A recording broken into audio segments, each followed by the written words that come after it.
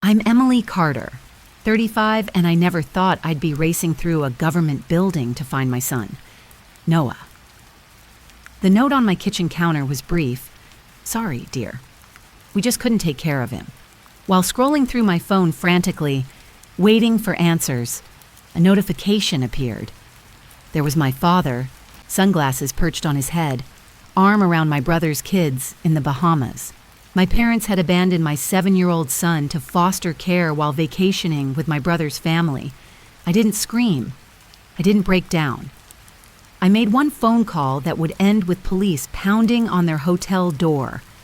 If you're watching this from somewhere warm today, share where you are and hit subscribe for more stories of family justice. Life before this nightmare was already challenging, but in ways I could manage. As an ER nurse at Coastal General, I'd built a career helping others through their worst moments. The irony isn't lost on me that I'd become so skilled at handling emergencies for strangers while missing the catastrophe brewing in my own family. Noah came into this world 7 years ago during my final year of nursing school. His father, Daniel, and I had been married just a year when those 2 pink lines appeared on the pregnancy test. We were young, scared, but committed to making it work. Daniel was finishing his business degree, and we relied heavily on my parents' support during those early years. From the moment they placed Noah in my arms, he became my world. He has this infectious laugh that starts as a giggle and crescendos into full-belly laughter that makes everyone around him smile. His tousled brown hair is perpetually escaping whatever style I attempt in the mornings. And he has these thoughtful blue eyes that seem to process everything deeply. Despite our busy schedules, we maintained our special rituals. Sunday morning pancakes, bedtime stories, no matter how late my shift ran, and our brave talk, where we shared one thing that scared us that day. Things changed when Daniel's marketing career took off. The late nights at the office became more frequent, as did the business trips. I noticed the first signs 3 years ago: the unfamiliar cologne, the defensive responses to simple questions, the emotional distance. When I finally confronted him with evidence of his affair with a coworker, he didn't even try to deny it. Our divorce was finalized quickly, with Daniel agreeing to monthly visits with Noah and child support that arrived irregularly at best. My parents, Harold and Evelyn, had always been a complex presence in my life. Dad built a successful accounting firm that afforded them a comfortable retirement. Mom spent years as an elementary school principal before joining him in retirement. They presented themselves as the pillars of family values to friends and neighbors. But behind closed doors, the dynamic was very different. My younger brother, Nathan, had always been their obvious favorite. 4 years my junior. Nathan followed our parents' carefully plotted life plan, prestigious college, marriage to Claire, a successful attorney, and 2 perfect children, 9-year-old Ethan and 5-year-old Sophie. Nathan became a part-time architect for wealthy clients, allowing him to maintain his image as both career man and devoted father. The favoritism wasn't always blatant, but it was consistent enough to create a pattern Noah and I couldn't ignore. When Ethan got the latest gaming system for his birthday, Noah received a clearance book and craft set. When Sophie had her first ballet recital, my parents drove 3 hours and booked a hotel to attend. When Noah had his soccer game the following month, they were unfortunately committed to a neighborhood potluck. During holiday gatherings, Ethan and Sophie's favorite foods would appear on the table with fanfare. The year Noah was diagnosed with a nut allergy, my mother served peanut butter desserts, forgetting to prepare any alternatives despite my reminders. "Oh, I'm sure he can find something to eat," Mom had said as Noah picked at plain fruit. I'd tried countless times to address these disparities tactfully. "Mom, I notice you seem to make different efforts for Nathan's kids than for Noah." I'd attempted during a private moment after Christmas 2 years ago. "Don't be ridiculous, Emily," she'd replied, arranging Sophie's new wardrobe of doll clothes. "We love all our grandchildren equally. It's not our fault that Nathan makes it easier to be involved." Last month, Coastal General faced a severe staffing shortage amid a multi-car accident on the highway. As one of the senior nurses, I was called in for 3 consecutive night shifts. My usual child care provider, Sarah, was visiting family out of state, leaving me with few options. I called my parents, my voice carefully measured to hide my desperation. I hate to ask this, but is there any chance you could watch Noah for 3 nights I've been called in for emergency shifts? The silence on the other end spoke volumes before my father finally responded. Well, I suppose we could rearrange some things. When would you drop him off? Relief flooded through me. Thank you so much. I can bring him over tonight around 6:00 and I'd pick him up Friday morning. Fine, my mother said, her voice clipped. Make sure he brings his own entertainment. You know, we don't have much for children his age here anymore. I spent the afternoon preparing everything meticulously. I packed Noah's favorite comfort items, his stuffed tiger named Max, the quilt his grandmother on Daniel's side had made, and the nightlight that projected stars on the ceiling. I prepared labeled meals with simple reheating instructions. I wrote out his routine, emergency contacts, and medication schedule for his occasional seasonal allergies. Be good for Grandma and Grandpa. Okay, I told Noah as we pulled into their driveway. Remember, they have different rules than we do at home. I know. Mom, he said, clutching Max to his chest. I'll be super helpful and quiet, just like they like. That statement should have broken my heart, but at the time, I was just grateful for the childcare. I hugged him tightly, breathing in the citrus scent of his shampoo, not knowing it would be days before I held him again. As I carried his overnight bag into the house, I overheard my parents' hushed conversation from the kitchen. We'll have to tell her soon about the Bahamas plans, my father was saying. Let's wait until after she leaves, my mother replied. No sense causing problems before we need to. I should have asked questions then. I should have taken Noah and left immediately. But with patients depending on me and no alternative childcare, I convinced myself they were discussing some future trip, not one that would begin while my son was in their care. The 3rd night shift had been brutal. A 5-car pileup on the highway had brought in 15 trauma patients simultaneously, and I hadn't sat down for more than 10 minutes in 12 hours. I was changing out of my scrubs in the hospital locker room when my phone rang with Noah's school's number flashing on the screen. Ms. Carter, this is Karen from the front office at Bayside Elementary. Noah wasn't in class this morning, and we haven't received notification of his absence. My heart seemed to stop mid-beat. What, he's staying with his grandparents? They should have dropped him off. We haven't seen Noah today, and no one has called him in absent, Karen replied, concern evident in her voice. I rushed out of the hospital, still wearing half my scrubs under my street clothes. The 15-minute drive to my parents' home stretched eternally as I tried calling both their cell phones repeatedly. No answer. I pulled into their driveway, noticing immediately that both cars were gone. Using my emergency key, I burst through the front door. Noah, Mom, Dad. My calls echoed through the empty house. The kitchen counter held a single sheet of notepaper with my mother's precise handwriting. Emily, sorry, dear. We just couldn't take care of him. We've arranged for temporary placement until you're available again. They said you can contact Child Protective Services to make arrangements. Mom and Dad. No phone number. No location information. No explanation. My trembling hands could barely dial the phone as I contacted CPS. After being transferred 3 times, I finally reached someone who could help. Yes, we do have a record of a child named Noah Carter being placed in emergency foster care yesterday evening, the woman said. The guardians reported a temporary inability to provide care and requested placement services. They're his grandparents, not his guardians, I said, my voice rising. I'm his mother. I have full custody. I was working hospital shifts. They were babysitting. Ma'am, please try to stay calm. I understand this is upsetting, but raising your voice won't help us resolve the situation faster. It took 4 hours of phone calls, verification of my identity, explanation of the circumstances, and finally connecting with a social worker named Lisa, who had been assigned to Noah's case. Your parents presented themselves as Noah's legal guardians facing an emergency. Lisa explained during our meeting at the CPS office.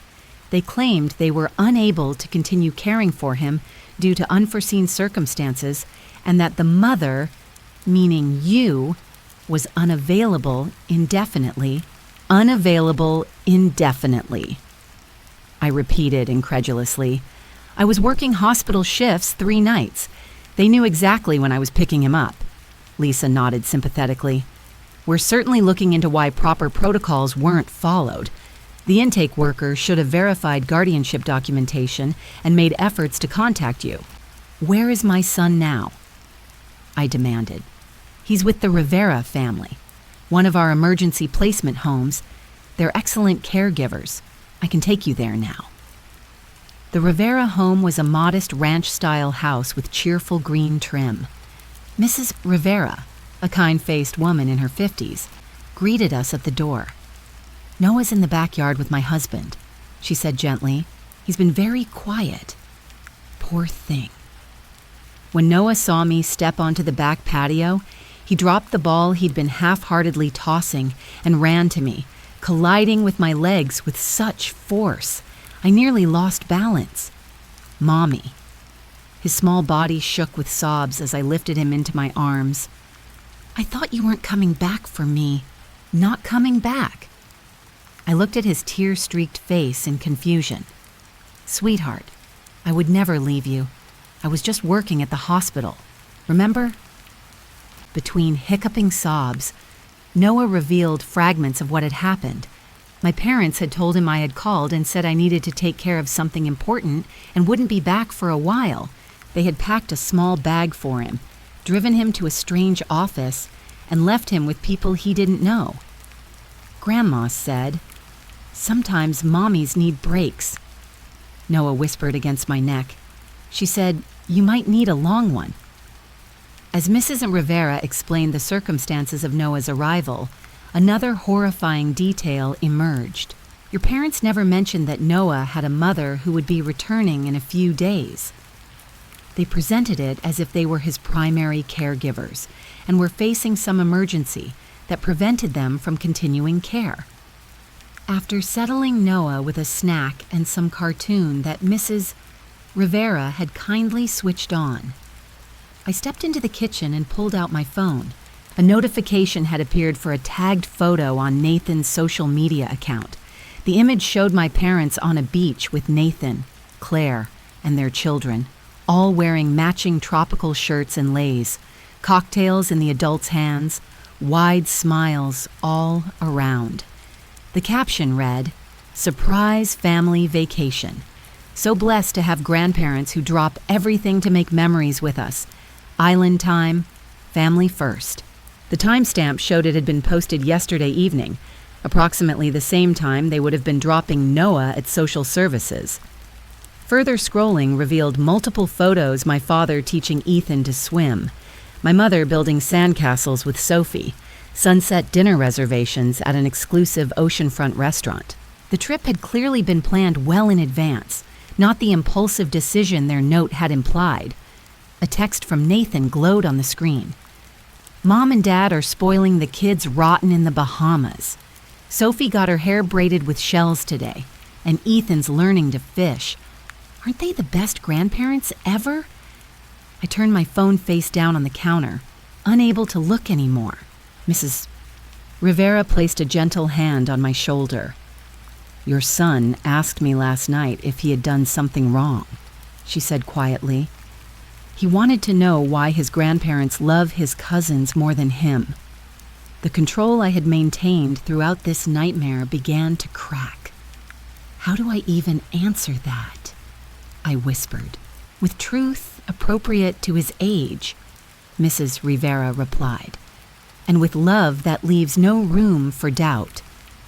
She hesitated before continuing. "I should tell you, When the grandparents dropped him off, they never mentioned having a mother who could return. The intake form they filled out indicated mother unavailable with no further explanation. If they had said you were simply working shifts, this placement would never have happened. The calculated nature of their betrayal crystallized in that moment. This wasn't a misunderstanding or poor judgment call. This was deliberate abandonment to fulfill their own desires with no regard for the trauma they were inflicting on an innocent child. The next morning began with a formal interview at the CPS office. Lisa recorded my statement about the timeline of events from arranging childcare with my parents to discovering Noah's abandonment. What we're dealing with is potential child abandonment and filing false statements to a government agency, Lisa explained, her pen moving steadily across her notepad. Your parents misrepresented themselves as Noah's legal guardians and provided false information about your availability. What happens now? I asked. We're expediting the paperwork to release Noah back into your custody. It should be completed by this afternoon. As for pursuing any action against your parents, that would be your decision. After leaving Lisa's office, I called my friend Megan, who worked as a family court attorney. They did what... Megan's voice rose in disbelief as I explained the situation. Emily, that's not just morally reprehensible, it's potentially criminal. Abandonment, filing false reports, possibly even custodial interference. What would happen if I reported this officially? I asked. It depends on the jurisdiction and whether prosecutors believe there's enough evidence for charges, but making a formal report creates a record, which could be important if there are future incidents. Megan promised to research the specific statutes and penalties while I faced the hardest conversation yet, explaining to Noah why he couldn't come home with me immediately. The people at the office need to finish some important papers first. I told him during our visit at the Rivera home. Mrs. Rivera will take good care of you until then, and I'll be back this afternoon to take you home. Promise. Noah's small voice cracked. I promise, sweetie. Nothing could keep me from coming back for you. I brought his favorite stuffed animal, Max, his own pillow, and photos from home to make his temporary stay more comfortable. Mrs. Rivera assured me they would maintain his routine as closely as possible. Leaving him again, even knowing it was temporary, felt like physical pain. In the car, I finally allowed myself a moment of breakdown, sobbing against the steering wheel in the Rivera's driveway before pulling myself together to continue handling the crisis. The school needed to be updated, my work schedule adjusted, and most importantly, Noah's emotional well-being addressed. I called Rachel, my supervisor at the hospital. Take whatever time you need, Rachel said after hearing a condensed version of events. We'll shift your schedule to part-time when you're ready to return. Family comes first, especially in a situation like this. I spent the afternoon researching child abandonment laws, learning that my parents' actions could potentially result in misdemeanor or even felony charges depending on how prosecutors viewed the case. The deliberate nature of their actions, including falsifying information to social services, strengthened potential legal consequences. With Megan's guidance, I began a detailed documentation process. I created a timeline of events, saved screenshots of Nathan's social media posts showing the pre-planned nature of the Bahamas trip, and recorded Noah's account of what my parents had told him. Noah's school counselor, Miss Ellis, offered valuable advice during our phone consultation. Children often internalize abandonment as their fault, she explained. It's crucial to repeatedly reinforce that this was an adult decision that had nothing to do with his behavior or worthiness. Will he recover from this? I asked, voicing my deepest fear. Children are remarkably resilient when they have consistent, loving support, she assured me. With proper validation and possibly some counseling, Noah can process this experience without long-term trauma. By late afternoon, Lisa called to confirm that the paperwork was complete. You can pick up Noah now.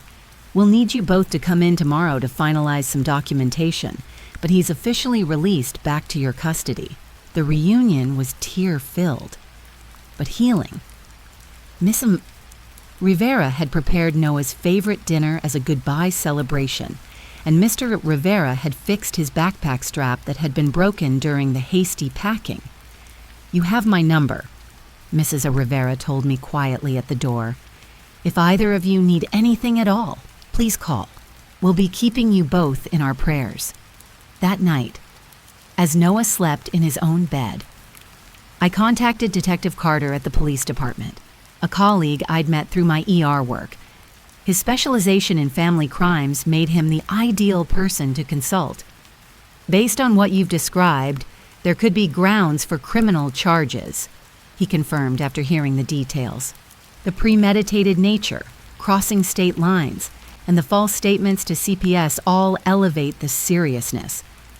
"What would that process look like?" I asked. "You'd file a formal complaint.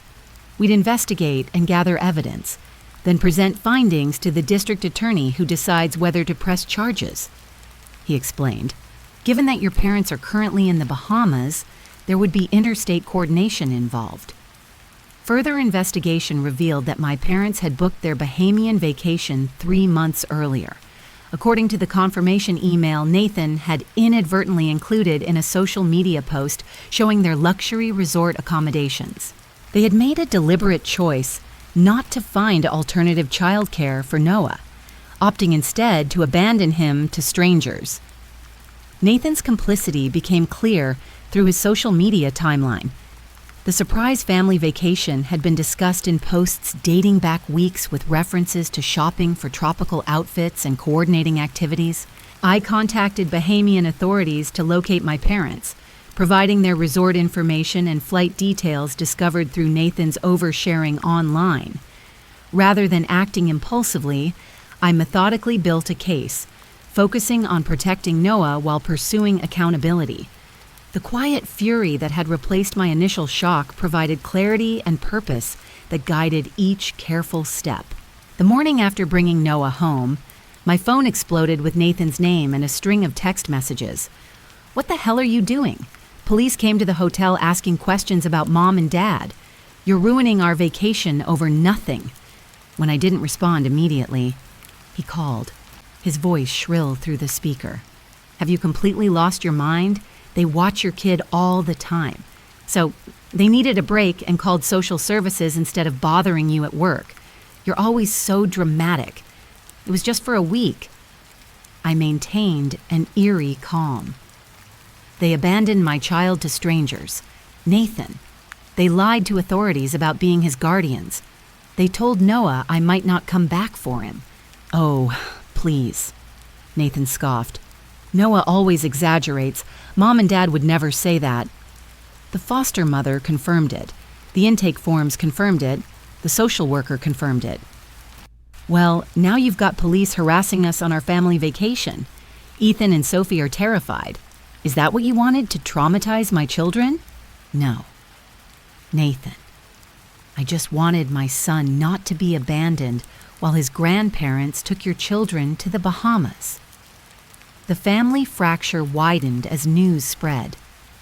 Aunt Margaret, my mother's sister, who had always been somewhat distant from the family, called unexpectedly. "I heard what happened to Noah," she said without preamble. "I'm not surprised. Your mother did similar things to me growing up, always preferring your Uncle James, making excuses to leave me behind. I had no idea," I admitted. "No one talks about it because your mother is so good at rewriting history." Margaret sighed. "But I wanted you to know I support whatever action you take. The cycle needs to end somewhere." That afternoon, I met with Detective Carter to formally file child abandonment and neglect charges. The process was emotionally draining but empowering. Each signature, each official statement felt like reclaiming control over a situation where I had initially been powerless. "Interstate cases can be complex," Detective Carter warned. "The Bahamian authorities will coordinate with us, but there may be jurisdictional questions about where certain offenses occurred. I understand it might be complicated, I replied, but I need to see this through for Noah's sake. Each night after Noah fell asleep, I wrote in a journal, pouring out the rage, grief, and betrayal I couldn't express during daylight hours when I needed to be strong for him. The pages became tear-stained testimonies to emotions too raw to share with anyone. Dr. Bennett, a child psychologist recommended by Ms.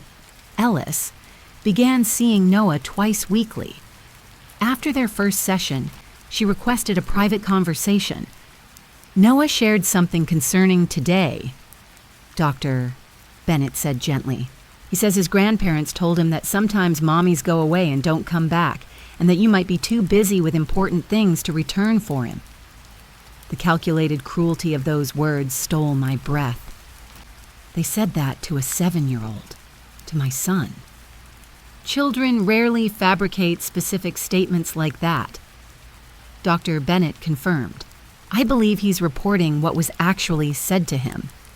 Maintaining professional composure at work became increasingly difficult. During my first shift back, a child Noah's age came in with a broken arm, and I had to step into the supply closet for 5 minutes to regain my composure. My friend Laura became my lifeline, bringing over dinner when I couldn't muster the energy to cook, sitting with me late at night when sleep wouldn't come. You don't have to be strong all the time, she told me during one particularly difficult evening after Noah was asleep. Let yourself break a little. I'll help put the pieces back together. Meanwhile, Nathan's social media continued providing evidence against my parents. A new post appeared showing they had extended their Bahamian stay by 3 days, despite knowing the situation that had erupted. The caption read, "When paradise is too perfect to leave, extended our stay because YOLO, blessed life, no regrets." Text messages from neighbors confirmed they had seen my parents loading luggage into their car the morning they abandoned Noah, further establishing premeditation. One neighbor, Mrs. Jenkins, had even asked about Noah when she saw them packing, and my father had claimed they were dropping him with friends for a few days. The quiet determination that had been building crystallized into resolute action as Bahamian authorities confirmed they had located my parents. The coordinated approach had been approved with officers prepared to confront them the following morning. That night, I sat with Noah during his bedtime routine, carefully explaining what might happen next. The police are going to talk to Grandma and Grandpa about what they did, I explained gently. There might be some big feelings and changes in our family because of this. Will I have to see them? Noah asked, clutching Max tightly. Not unless you want to, and not without me right beside you, I promised. Your job is just to keep talking to Dr. Bennett about your feelings, and remember that none of this is your fault. Ethan said on the phone that his mom says you're being mean to Grandma and Grandpa, Noah whispered. Sometimes adults disagree about what's right, I replied carefully. But my job as your mom is to make sure you're safe and that people treat you with respect. That's what I'm doing, even if others don't understand. As Noah finally drifted to sleep, I received a text from Detective Carter. Bahamian PD confirmed. Approach at 7 a.m. tomorrow. We'll keep you updated. The call came at 12:04 p.m. Eastern Time, which was early morning in the Bahamas. Detective Malone from the Nassau Police Department spoke with a calm professionalism that belied the dramatic scene he was describing. We've made contact with Harold and Evelyn Carter at the Coral Sands Resort. He reported they're currently being interviewed about the child abandonment allegations. How did they react? I couldn't help asking. Initially with denial and confusion. When presented with the documentation from your state CPS and your formal complaint, Mr. Carter became defensive, while Mrs. Carter became emotional. I learned that the confrontation had been carefully coordinated with hotel security. 3 officers had approached room 742 at exactly 7:05 a Pontryagin. Security cameras captured the entire interaction in the hallway. The knock on their door had been firm, authoritative. My father had answered in a resort bathrobe, the confusion on his face quickly morphing to alarm as Detective Malone identified himself and the other officers. "Harold Carter, we need to speak with you and Evelyn Carter regarding an incident involving your grandson, Noah Carter, and allegations of child abandonment in Florida." According to Detective Malone, my father had attempted to close the door, claiming there must be some mistake.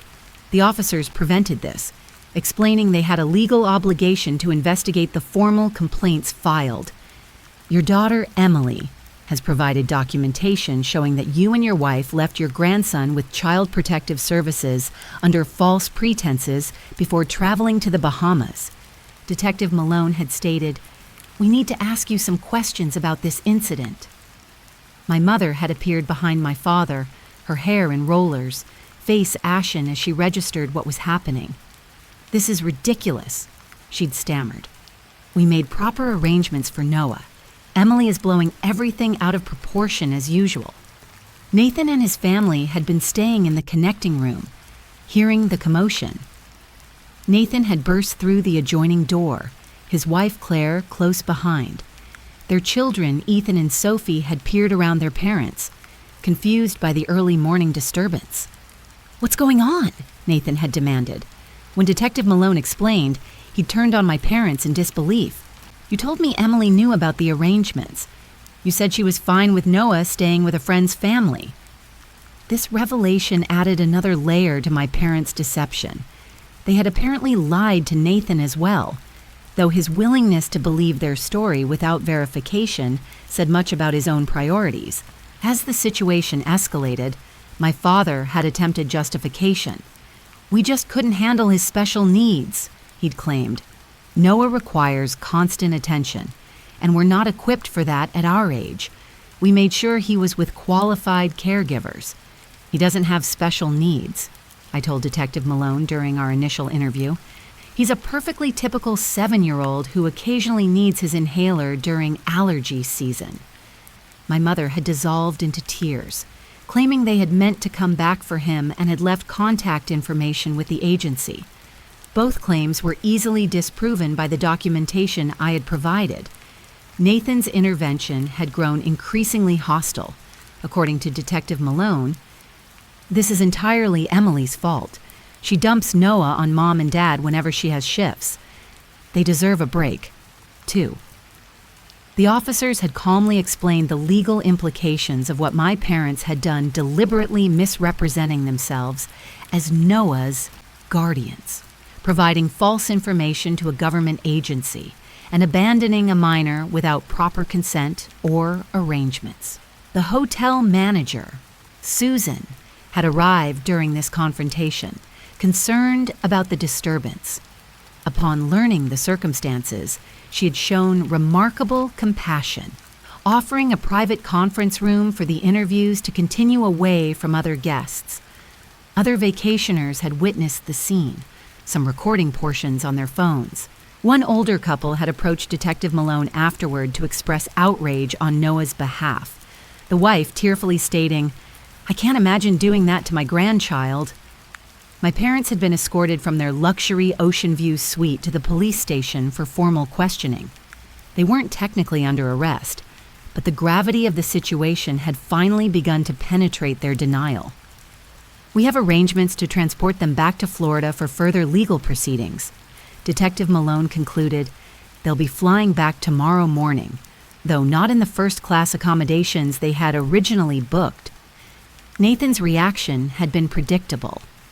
Within an hour of my parents being escorted out, my voicemail filled with his furious messages. "You've completely ruined our vacation. We saved for months for this trip, and now it's destroyed because you couldn't handle your kid for 1 week without creating drama. Mom and Dad are devastated. Is this how you repay them for all the times they've helped you with Noah, by humiliating them and having them detained by police? Ethan and Sophie are crying because police took their grandparents away. Is that what you wanted? To traumatize my children over your petty jealousy?"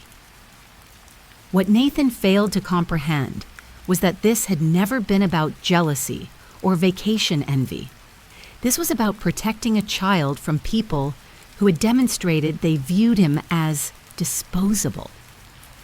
News of the incident began spreading on social media as other hotel guests posted about the dramatic morning police scene. One particularly viral post read, "Just witnessed grandparents being confronted by police for allegedly abandoning their grandson to go on vacation with their favorite grandkids. Family drama going nuclear at breakfast."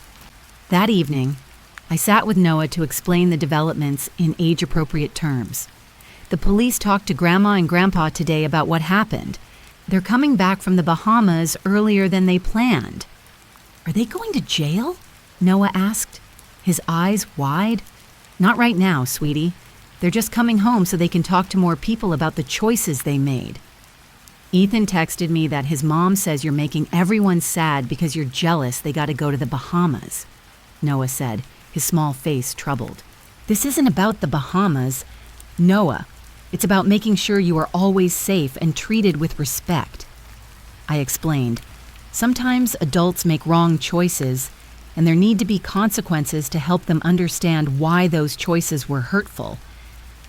As Noah processed this information, I could see the complex emotions playing across his face: confusion, hurt, the desire to believe the best of his grandparents, and the painful recognition that their actions had been deliberately hurtful. "If they come back, do I have to see them?" he asked finally. "Not if you don't want to," I assured him. "Your feelings are the most important part of this, and I'll respect whatever you decide." That night, as a mother and son united against betrayal, we began building a new understanding of family, one based on respect and loyalty rather than obligation and blood ties. The formal charges were filed 3 days after my parents returned from the Bahamas: child abandonment, neglect, and filing false reports to a government agency. Standing in the county courthouse, watching my father in a press suit and my mother in her church clothes, I felt strangely detached from the angry, confused people who had raised me. The arraignment hearing was brief but intense.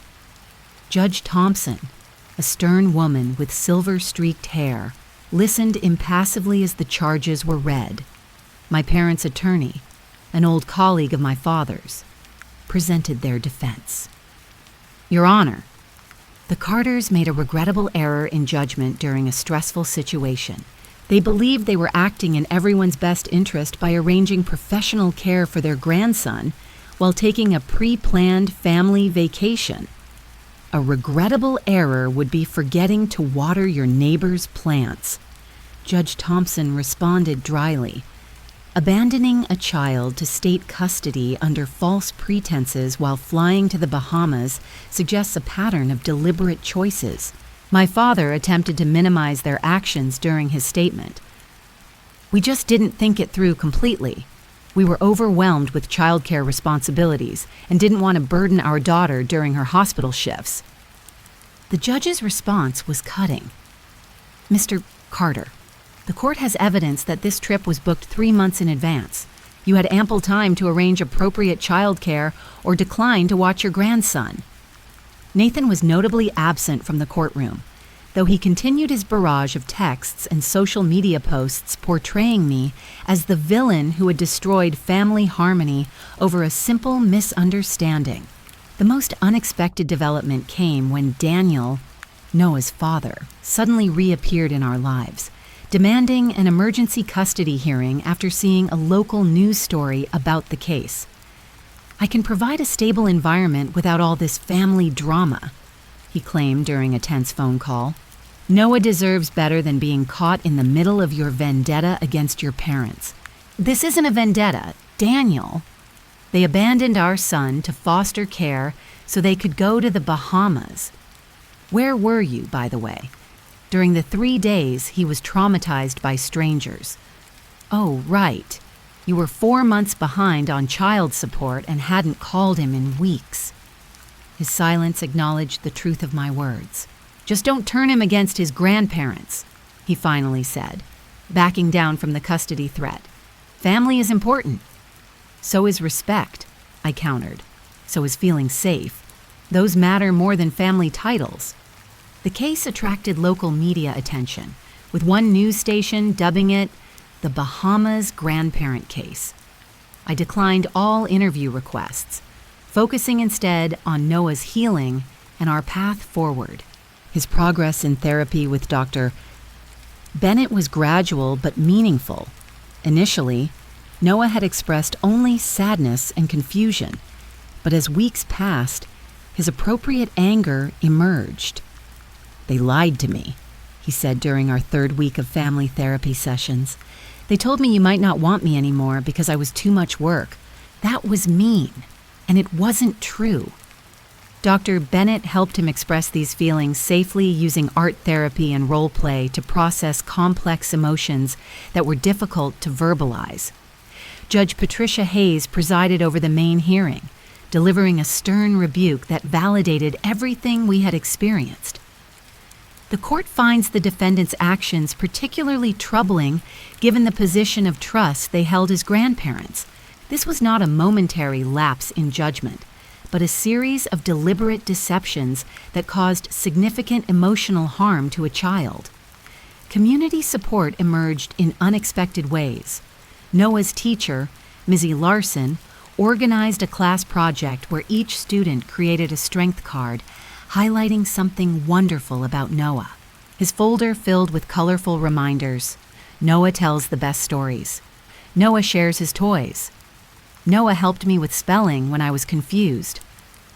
My parents ultimately accepted a plea deal to avoid trial, 6 months of probation, mandatory family counseling, community service at a children's advocacy center, and a formal acknowledgement of wrongdoing. The relatively light legal consequences reflected the justice system's emphasis on rehabilitation over punishment in family cases, though the social consequences would prove more lasting. The required family counseling sessions revealed dysfunction deeper than I had imagined. Under the skilled guidance of Dr. Foster, layers of favoritism, manipulation, and emotional neglect were exposed. "I've always done everything right," my mother insisted during one particularly tense session. "I raised 2 children, supported their activities, helped with grandchildren. One mistake shouldn't erase all that." "Abandoning a child isn't one mistake," Dr. Foster observed calmly. "It's the culmination of patterns of behavior. The question is whether you're willing to examine those patterns honestly." Nathan's children began asking uncomfortable questions that their parents struggled to answer. 9-year-old Ethan, showing an emotional maturity beyond his years, asked during a rare shared family dinner, "Why did you leave Noah with strangers instead of taking him to the Bahamas?" 2. Wasn't there room for him? The painful truth that no one wanted to acknowledge hung in the air. There had always been room for Noah. He had been excluded by choice, not necessity. During discussions about a potential permanent protective order, Dr. Bennett provided crucial guidance. Noah needs agency in this process. At 7, he's old enough to have input into what relationship, if any, he wants with his grandparents moving forward. The first supervised visitation was scheduled for 8 weeks after the incident. Noah had initially refused any contact, but with Dr. Bennett's support, eventually agreed to a brief meeting on neutral ground. "I have some things I want to tell them," he explained, clutching the notebook where he had worked with Dr. Bennett to express his feelings appropriately. The community center room was arranged with comfortable seating and fidget toys available for nervous energy. My parents arrived looking smaller somehow, their usual confident posture diminished by circumstance. Noah, holding my hand tightly, read from his prepared notes. "When you left me with strangers, you made me feel like I wasn't important. You made me feel scared that my mom wouldn't find me. You told me things that weren't true. That hurt me a lot." My father stared at the floor while my mother dabbed at tears. When they finally offered their apology, It focused primarily on their own embarrassment and social discomfort rather than Noah's experience. "We're so sorry for all the trouble this has caused," my father began. "We never meant for things to get so out of hand or for everyone to be so upset." Dr. Bennett gently redirected. "Perhaps you could address specifically how your actions affected Noah's sense of security and trust." Their struggle to center Noah's experience rather than their own discomfort spoke volumes about the challenging road ahead.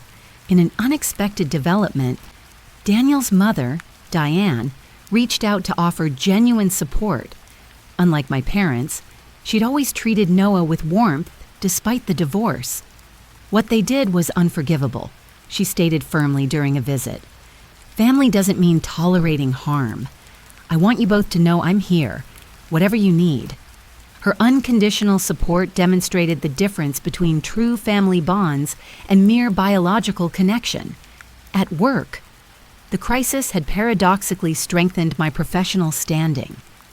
Rachel recommended me for a leadership position coordinating the emergency department's training program, citing the grace and strength I'd shown through personal adversity.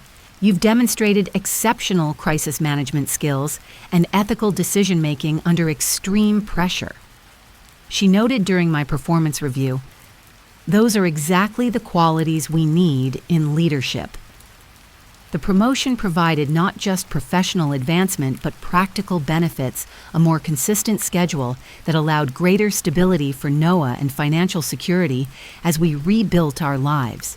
Noah's 8th birthday marked the first celebration of our new normal. Instead of the tension-filled family gatherings of the past, we hosted a small party with the people who had proven themselves true family: Laura and her daughter Mia, Mr. Asen and Mrs. Rivera, Diane, and a handful of Noah's closest friends from school. The backyard decorations reflected Noah's current passion for marine life fish-shaped cookies. A dolphin-themed cake and ocean-themed activities created a joyful atmosphere far removed from the trauma of the previous year. "Make a wish. Ocean explorer," I encouraged as Noah prepared to blow out his candles. He closed his eyes tightly, took a deep breath, and with a determined puff, extinguished all 8 flames while our chosen family applauded. The healing journey had not been linear. There had been nightmares, anxiety about separations, and moments of regression. But there had also been remarkable resilience. Noah had returned to swim class after initially refusing to participate in any activity that required me to leave his sight. He had formed new friendships with classmates whose parents had shown kindness during our crisis. We had created new traditions to replace the family gatherings that no longer felt safe. Sunday brunches with Laura and Mia became a weekly highlight. Monthly movie nights with Diane brought laughter and connection. Even Mrs. O'Rivera kept in touch, inviting us to her family's Thanksgiving celebration, where Noah bonded with their teenage grandson, who shared his interest in sea creatures. Contact with my parents remained limited and structured. After extensive consultation with Dr. Bennett, we had established boundaries that prioritized Noah's emotional safety while allowing for potential relationship repair over time. All visits remained supervised by a family therapist, and Noah knew he could end any interaction that felt uncomfortable. Nathan had made a surprising attempt at reconciliation 6 months after the incident. His initial text had been tentative. "I've been doing some thinking about everything that happened. Could we talk sometime?" Our first conversation had been awkward, painful, and ultimately necessary. Sitting across from each other at a neutral coffee shop, I didn't want to believe Mom and Dad could do something so awful, he admitted. It was easier to blame you than accept that they've been playing favorites all these years. "The favoritism wasn't your fault," I pointed out, "but your silence enabled it to continue." "Ethan asked me why we never noticed how Noah was treated differently," Nathan said, staring into his untouched coffee. "He said it wasn't fair, and we should have done something. I had no good answer for him." My boundaries remained firm despite this opening. I appreciate you reaching out, Nathan, but rebuilding trust will take time and consistent actions, not just words. What would that look like? He asked, treating Noah with the same consideration you give your own children, acknowledging the harm done without minimizing it, supporting his healing without centering your own feelings about the situation. The ongoing family therapy sessions had produced mixed results. 6 months into the process, my father experienced what appeared to be a genuine breakthrough during a particularly intense session. "I have no excuses," he said, his voice breaking. We treated Noah as less important from the beginning because he reminded us of our disappointment in Emily's choices: the unplanned pregnancy, the divorce, the struggling single motherhood. We saw all that as failure. "Noah is not a representation of my choices," I responded. "He's a complete person deserving of love and respect, regardless of the circumstances of his birth or my marital status. I know that now," he acknowledged, tears streaming down his face for perhaps the first time in my memory. "I just don't know if I can ever make it right." My mother's journey proved more challenging. Her identity had been so thoroughly built around appearances and social standing that acknowledging the fundamental wrongness of their actions threatened her entire self-concept. "We had good intentions," remained her refrain, despite months of therapy. "We thought we were doing what was best for everyone." Dr. Foster's patience was admirable as he repeatedly redirected. "Evelyn, good intentions don't abandon children to foster care. Let's explore what was really happening in that decision." The final court hearing featured a moment that changed everything. Judge Hayes had invited Noah to share his perspective if he felt comfortable doing so. After careful preparation with Dr. Bennett, Noah had bravely approached the bench. "I want my grandparents to know that what they did made me feel like I wasn't good enough," he said clearly. "Not because I did anything wrong, but because they couldn't see how special I am. I'm working on forgiving them because Dr. Bennett says forgiveness is for me, not them. But I need them to really understand how bad it felt to think nobody wanted me." The simple, profound truth from a 7-year-old's perspective seemed to accomplish what months of therapy had not. For the first time, my parents appeared to truly grasp the impact of their actions beyond the legal consequences and social embarrassment. The breakthrough in family therapy came 6 months after the incident. During a particularly emotional session, my father turned to Noah without prompting. "I was wrong, Noah. Not just about what happened with the Bahamas, but about how I've treated you from the beginning. You deserved better from your grandfather, and I'm truly sorry for failing you." The genuine remorse in his voice marked the first step in actual healing. Though the path remained long and uncertain, my mother's journey continued to be more complicated. "I'm trying to understand," she would say, still struggling to fully acknowledge her role. I never meant for Noah to feel unloved. The greatest growth happened between Noah and me. Our bond, tested by circumstances neither of us could have anticipated, emerged stronger and more secure. The trust between us deepened as he experienced firsthand that my love was unconditional and my promises kept. "Mom," he said one night as I tucked him in, "I'm not scared anymore when you go to work. I know you'll always come back for me." Those words, simple yet profound, represented the most important healing of all. We had created a family of choice around us friends who had proven their loyalty, colleagues who had offered support without judgment, even strangers like the Rivera family who had shown extraordinary kindness during our darkest moments. Looking toward the future, I saw a path that honored the difficult journey while refusing to be defined by it. Noah was flourishing academically. His natural curiosity reignited as emotional security returned. The promotion at work provided stability and growth opportunities. Most importantly, The painful experience had clarified what truly mattered: integrity, respect, and unfailing love. The wisdom gained through this ordeal could be distilled to something both simple and profound. Family is defined by actions, not titles or blood.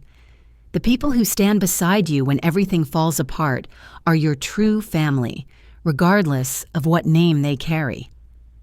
Sometimes the hardest battles teach us our greatest strengths. I told Noah one evening as we watched the sunset from our backyard, "You've shown more courage than many adults ever find." "Because I had you showing me how," he replied, leaning against my shoulder. And in that moment, I knew that despite everything, we had found our way to something beautiful and true. Have you ever had to make difficult choices to protect someone you love? How did you find the strength to do what was right, even when it was painful?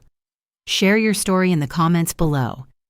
And if this journey resonated with you, please hit the like button and subscribe to hear more stories about finding strength through adversity. Remember, true family is defined by love and respect, not just blood. Thank you for listening, and may you always have the courage to stand up for what matters.